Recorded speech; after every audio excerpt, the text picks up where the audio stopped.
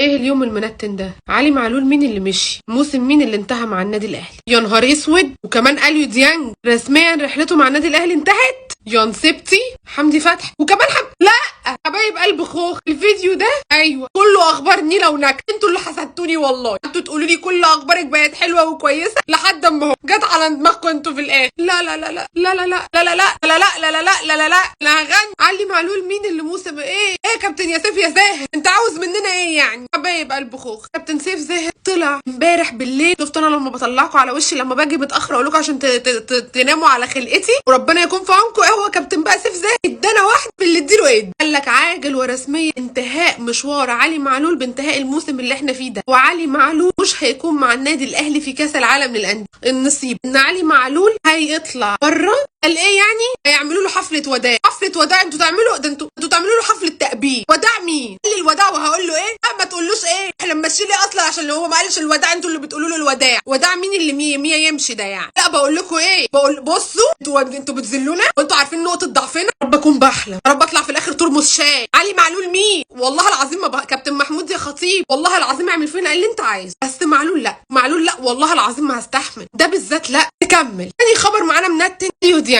ديانج عجبه رحلته الاحترافيه ومش عاوز يرجع تاني النادي الاهلي. هو شايف ان هو هناك افيد له. وكيله ابلغ النادي الاهلي ان كنت اقول علي معلول فخلاص ما بقتش افكر غير فيه، ان اليو ديانج جاله عرض ولكن مش من نادي الخلود السعودي. انا كارهه حياتي كلها واسمي. العرض ده ب5 مليون دولار السيزون الواحد. فاليو ديانج شايف ان ده بالنسبه له حلو جدا، هو عاوز يكمل رحلته الاحترافيه. ففي الغالب ان اليو ديانج مش هيكون مع النادي الاهلي تاني. هل هو بقى هيجي يلعب معانا كاس العالم للانديه ولا مش هيجي؟ لسه الايام اللي جايه هتكشف لنا على النصيبه اللي احنا فيها والنصايب اللي احنا بنتعرض نخش على دي. مش نصيب، ده خبر كويس. ده لما يكون حد عنده طموح وعنده عزيمه وعاوز يعمل حاجه. لاعبنا حمدي فتحي بعد ما انتهى الدوري عندهم في قطر، حمدي فتحي رفض ان هو ياخد راحه سلبيه وبيتمرن حاليا مع مدرب خاص. المدرب الخاص ده بيمرن حمدي فتحي عشان يكون عنده يعني استعدادا لكاس العالم للانديه. ما يريحش كده يجي لنا كاس العالم للانديه انتوا عارفين لا، فهو عنده شغف وعزيمه واصرار عشان خاطر يكون في الفورمه كامل لياقته في كاس العالم للانديه. كل التوفيق لحمدي فتحي، ويا ريت نتعلم من حمدي فتحي. والحركه دي عملها قلت لكم قبل كده طاهر محمد طاهر. الشغل على النفس يا جماعه اهم من الموهبه والله. رامي ربيعه